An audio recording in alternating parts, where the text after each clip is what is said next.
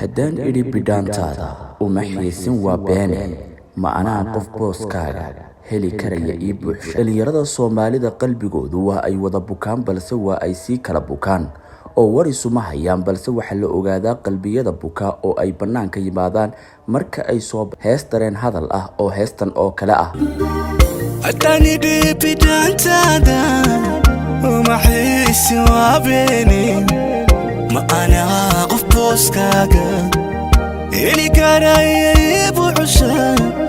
معنا نفوق اليوم ولكن الخير تادا baraha bulshada qaybihiisa kala duwan waxa haysata dhalinyar isugu jirta rag iyo dumar oo isku soo duubaya heestan iyagoo la ilmeynaya xasuusaha jacayl ee aan guuleysan waqtigooda soo qaatay.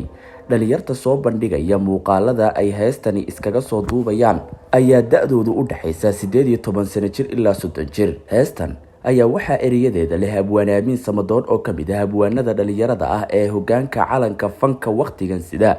waxaana heestan la xameeyay fanaanka Khalid Kaamil oo caan ku ah heesaha jacaylka iyo qiirada halka uu ku luuqeeyay fanaanka da'da yar ee Aamin Yare.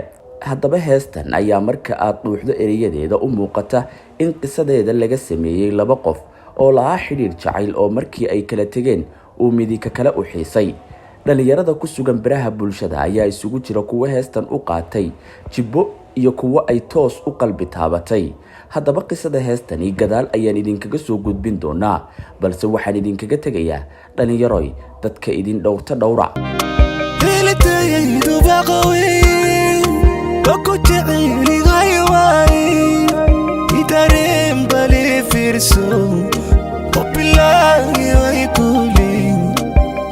بربوكن حارستان